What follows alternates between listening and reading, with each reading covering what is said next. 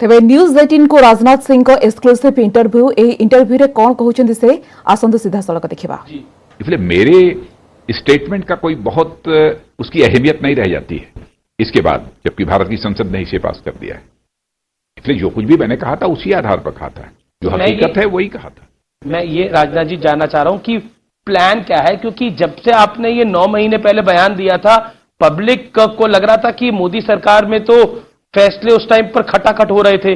जैसे आप लोगों ने 370 हटा दिया, उसके बाद सीए ले आए। क्या पीओके को लेकर, निश्चित तौर पर बतौर रक्षा मंत्री आप बड़ा प्लान डिस्क्लोज नहीं कर सकते, लेकिन क्या भारत की सरकार की, मौजूदा सरकार की इच्छा शक्ति है? क्योंकि इमरान खान भी जो है वो थोड़ा डरे हुए हैं। वो पीओके को लेकर अपने सदन में बयान दे चुके हैं कि ये बालाकोट से भी बड़ा कुछ पीओके में करेंगे। तो बतौर रक्षा मंत्री आप क्या कहना चाहते हैं? मैं ये कहना चाहता हूं कि भारत की संसद प्रस्ताव पारित कर चुकी है कि पाक ऑक्युपाइड कश्मीर यह भारत का है। मैं समझता हूं प्रतीक्षा की जानी चाहिए। इसमें एक अपडेट यह है कि आईएमडी ने गिलगिट, बाल्टिस्तान, मुजफ्फराबाद सबका मौसम का हाल बताना शुरू कर दिया है। क्या यह भी किसी बड़ी प्लानिंग का हिस्सा है राजनाथ जी? अब इसको मैं नहीं कह सकता कि प्लानिंग है, क्या है, कैसे है, लेकिन मौसम की जानकारी देते हैं इन क्षेत्रों की भी, गिलगिट, बाल्टिस्तान, मुजफ्फराबाद, तो मैं समझता हूं इस पर किसी को कोई आपत्ति नहीं होनी चाहिए। पीओके के जो राजा हैं फारूक हैदर, उन्होंने बोला कि अब हमको भी दिल्ली का तापमान बताना चाहिए, नहीं तो ये सर पे चढ़ जाएंगे हमारे दिल्ली वाले। सर पर चढ़ने का तो कोई प्रश्न ही नहीं है, भारत किसी के सर पर नहीं चढ़ता जी। पीओके के बारे में जो हकीकत थी वह मैंने बयां की है। जी राजनाथ जी, चाहे 48 हो, चाहे 65 हो, चाहे 71 हो, 1999 हो, जब अटल बिहारी वाजपेयी की सरकार थी, आप उसमें केंद्रीय मंत्री थे, कैबिनेट मंत्री थे, फिर सर्जिकल स्ट्राइक हुई, फिर बालाकोट एयर स्ट्राइक हुई, ये सब कुछ हम कर चुके हैं, लेकिन पाकिस्तान अपनी हरकतों से बाज नहीं आता। हाल ही में पुलवामा 2 का एक बड़ा नापाक धमाका करवाना चाह रहा था। जी, मैं तो बात सही है, अपनी हरकतों से वह बाज नहीं आ रहा है, लेकिन हमारे देश की सेना के जवान उसको लगातार मुंहतोड़ जवाब दे रहे हैं। बार बार पाकिस्तान सीज फायर वायलेशन भी करता है, लेकिन उसका एक करारा जवाब मिलने के बावजूद जो है अपनी हरकतों से वो बाज नहीं आ रहा है। आतंकवाद के माध्यम से भी भारत को बराबर डिस्टेबलाइज करने की, अस्थिर करने की वह कोशिश करता है, लेकिन यह कोशिश तो लगातार उसकी चलती रहती है। ऐसा क्या कारण है कि हम सर्जिकल स्ट्राइक कर चुके, बालाकोट एयर स्ट्राइक हुई, उसके बाद हम उनको इंटरनेशनली भी, डिप्लोमेटिकली भी घेर रहे हैं, लेकिन वो बार बार उकसाता है भारत को? मैं समझता हूं इसका सही जवाब यदि कोई दे सकता है तो वही दे सकता है, लेकिन मैं इतना कह सकता हूं कि दुनिया की कोई ताकत भारत को न तो अस्थिर कर सकती है, न भारत को तोड़ सकती है, न भारत को कमजोर कर सकती है। कई इंटरनेशनल एक्सपर्ट और जो भी भारत को डिस्टेबलाइज करने की कोशिश करेगा, तोड़ने की कोशिश करेगा, भारत उसको उसका मुंहतोड़ जवाब देगा। राजनाथ जी, कई इंटरनेशनल एक्सपर्ट ऐसा मानते हैं कि कोरोना के इस वक्त में पाकिस्तान एक दूसरा फ्रंट खोलना चाहता है एक और देश की मदद से। उनका इशारा चीन की तरफ होता है। मैं जानना चाहता हूं कि आपको लगता है कि कोरोना के इस वक्त में, जब पूरी दुनिया कोरोना की इस महामारी से, पूरी मानव जाति कोरोना की इस महामारी से लड़ रही है, पाकिस्तान कोई बड़ा ट्राई कर सकता है?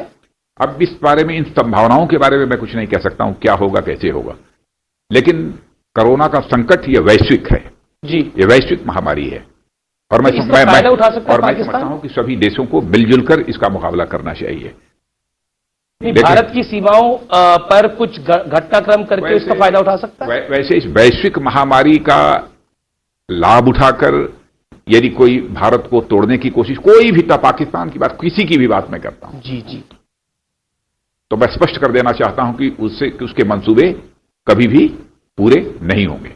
क्योंकि अभी खबर आई कि पाकिस्तान के हाई कमीशन के कुछ लोग जासूसी कर रहे थे, उनको पकड़ा गया, दिल्ली पुलिस ने पकड़ा, मुंबई में ये लोग पकड़े गए, तो that is the worry for the nation. पकड़े गए ना जी, इसका मतलब कि भारत सजग है।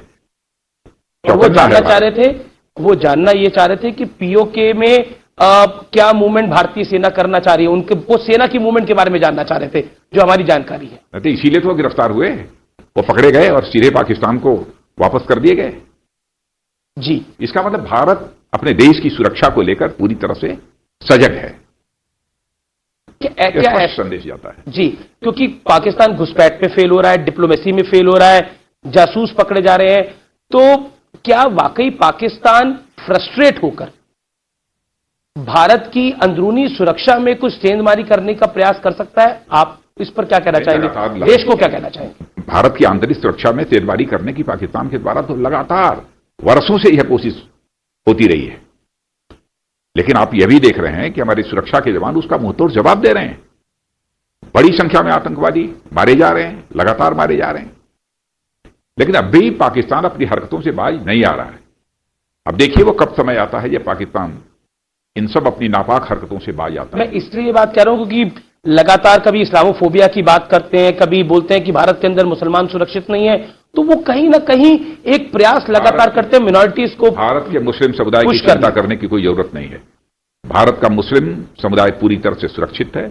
भारत में जो भी भारत मां की कोख से पैदा हुआ है, चाहे हिंदू हो, मुसलमान हो, सिख हो, ईसाई हो, पारसी हो, सारे लोग सभी भाई भाई हैं, सबका समान दर्जा है। भारत में किसी के साथ कोई भेदभाव नहीं हो सकता है। आप तो लखनऊ से सांसद हैं, ऐसा क्यों माना जाता है कि भारत के अंदर मुसलमान सुरक्षित नहीं है? ऐसी भावना क्यों बनाई जा रही है, खासतौर पर जब से आप लोगों की सरकार है? मैं समझता हूं साजिश के तहत कुछ लोगों के द्वारा भारत को बदनाम करने के लिए इस प्रकार का दुष्प्रचार किया जाता है। इस्लामोफोबिया नहीं है भारत में, कोई सवाल ही नहीं। मैं बढ़ता हूं आगे। एक और बड़ा मुद्दा है वो चीन का है। एलएसी पे ताजा हालात क्या है? बतौर रक्षा मंत्री आप क्या कहना चाहते हैं, क्योंकि देश इस समय सुन रहा है, हमारे कई चैनल्स के माध्यम से करोड़ों लोग आपको इस समय देख रहे हैं। देखिए, भारत चीन सीमा को लेकर लंबे समय से कुछ न कुछ बराबर भारत और चीन के बीच में लगातार कुछ न कुछ होता रहता है।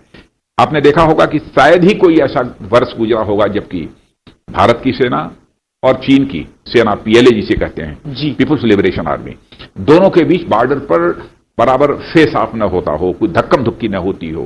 कभी कभी कुछ ऐसे तनाव भी हो गए हैं कि फायर आर्म्स की भी छीना झपटी भी हो गई है। ऐसे हालात समय समय पर पैदा होते हैं।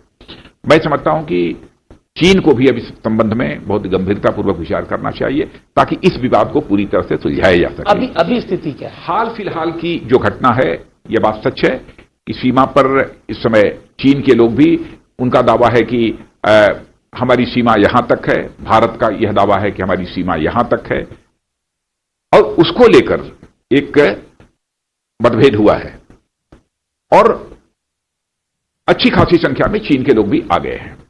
लेकिन भारत ने भी अपनी तरफ से जो कुछ भी करना चाहिए भारत ने भी किया है, पूरा बंदोबस्त किया है। अब आगे नहीं कहना चाहूंगा, लेकिन मैं यह कहना चाहूंगा कि पहले भी जब भी विवाद हुए हैं, चाहे डोकलाम का ही विवाद हुआ, भारत और चीन में मिलिट्री स्तर पर जी और कूटनीतिक स्तर पर, जिसे डिप्लोमेटिक लेवल कहते हैं, उस समय भी बातचीत हुई थी और डोकलाम की समस्या का समाधान हुआ था।